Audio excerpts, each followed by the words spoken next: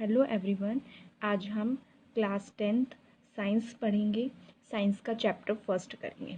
आज हम इसके टाइप्स पढ़ेंगे, टाइप्स ऑफ केमिकल रिएक्शन के बारे में। केमिकल रिएक्शन का टाइप फर्स्ट है कॉम्बिनेशन रिएक्शन, जिसका मतलब होता है कंबाइन होना। Decomposition reaction, displacement reaction, double displacement reaction, oxidation reaction, reduction reaction. यहाँ पर सबसे पहले जो दिया हुआ है कॉम्बिनेशन रिएक्शन। कॉम्बिनेशन रिएक्शन का मतलब ही क्या है कि यहाँ पर कंबाइन होता है, दो या दो से ज़्यादा सब्सटेंस क्या होंगे, कंबाइन होते हैं, तब उसे हम क्या बोलेंगे, कॉम्बिनेशन रिएक्शन। डिकम्पोजिशन रिएक्शन में यहाँ पर एक सिंगल सब्सटेंस ब्रेक डाउन होता है और उससे क्या बनते हैं, दो या दो से ज़्यादा सब्सटेंस बनते हैं। डिस्प्लेसमेंट रिएक्शन में कोई भी एलिमेंट क्या करता है, आपस में वो डिस्प्लेस होते हैं, उसको हम क्या बोलते हैं, डिस्प्लेसमेंट रिएक्शन बोलते हैं।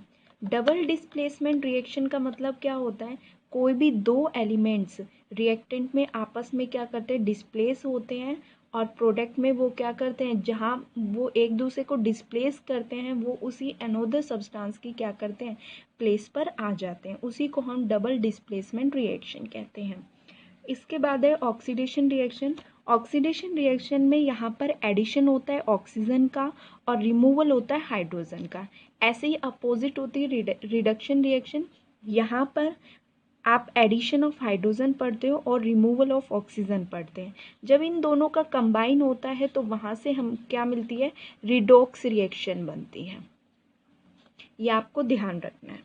नेक्स्ट इसके बाद हम इसका डिस्क्रिप्शन पढ़ते हैं। सबसे फर्स्ट है combination reaction, the reaction in which two और more substance combine to form single substance under suitable condition. इस रिएक्शन के अंदर में क्या होता है, दो या दो से ज़्यादा सब्सटेंस जब कंबाइन करते हैं तो वो एक सिंगल सब्सटेंस की फॉर्मेशन करते हैं अंडर सुटेबल कंडीशन, यानी हीटिंग से करते हैं। कोई भी कंडीशन होती है वो रिएक्शन पे डिपेंड करती है कि वो प्रोसीड कौन से कंडीशन पर करती है। एग्जाम्पल लेते हैं, कंबशन ऑफ कोयल। यहाँ पर कोयल जो होगा वो क्या करेगा, बर्न करेगा in the presence of air to form carbon dioxide gas. यहाँ पर रिएक्शन देखते हैं, कार्बन प्लस ऑक्सीजन है, दोनों क्या कर रहे हैं, कंबाइन होकर क्या बना रहे हैं, यहाँ पर CO2 की फॉर्मेशन कर रहे हैं। ये एग्जाम्पल हो गया किसका, कॉम्बिनेशन रिएक्शन का। अब हम आगे पढ़ते हैं डिस्प्लेसमेंट रिएक्शन के बारे में। सेकेंड है displacement reaction, the reaction in which a single substance break down into two or more simple substance under suitable condition। यहाँ पर एक सिंगल सब्सटेंस क्या करता है, स्प्लिट करता है या ब्रेक डाउन होता है दो या दो से ज़्यादा सिंपल सब्सटेंस में। Suitable condition according to their reaction पर डिपेंड करता है कि वो प्रोसीड किस बेसिस पर हो रही है। एग्जाम्पल है decomposition of potassium chloride. Potassium chloride को हम हीट करेंगे तो वो किस में चेंज होगा, 2KCl प्लस में 3O2 में चेंज होगा। यहाँ पर आप देख रहे हैं रिएक्टेंट में क्या है, KClO3 और प्रोडक्ट में क्या है, 2KCl 3O2 बन रहा है। यहाँ पर पोटेशियम क्लोराइड क्या था, सॉलिड फॉर्म में था, यानी सॉलिड स्टेट, उसको हमने हीट किया और ये किस में चेंज हो गया है, दो सब्सटेंस में चेंज हो गया है।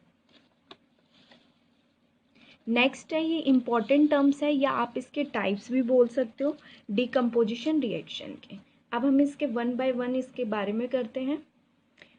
थर्मल डिकम्पोजिशन का मतलब यहाँ पर है when a substance decomposes due to heat. यहाँ पे थर्मल का ही मतलब क्या होता है, हीटिंग होता है, यानी हीटिंग के वजह से जब कोई भी सब्सटेंस क्या करता है, स्प्लिट करता है या ब्रेक डाउन होता है तो उसको हम क्या बोलेंगे, उस रिएक्शन को हम क्या नाम देंगे, थर्मल डिकम्पोजिशन रिएक्शन बोलेंगे।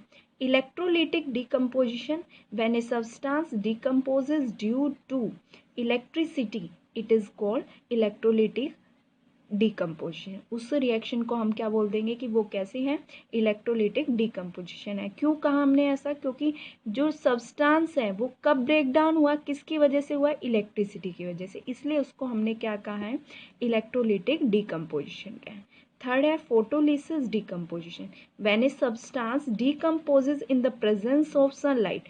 सनलाइट के प्रेजेंस में या आप कह सकते हो लाइट के प्रेजेंस में स्प्लिट होना या ब्रेक डाउन होना किसी भी सब्सटेंस का, वो क्या कहलाता है? फोटोलिसिस डिकम्पोजिशन कहलाता है।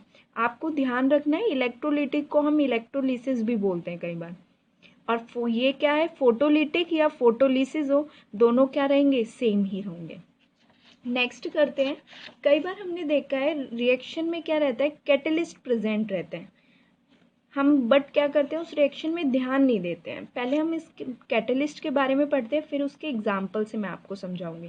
कैटलिस्ट है is a substance which increases rate of reaction और its amount does not change during the reaction. पहले हम इसको समझते हैं, इसका मतलब क्या है।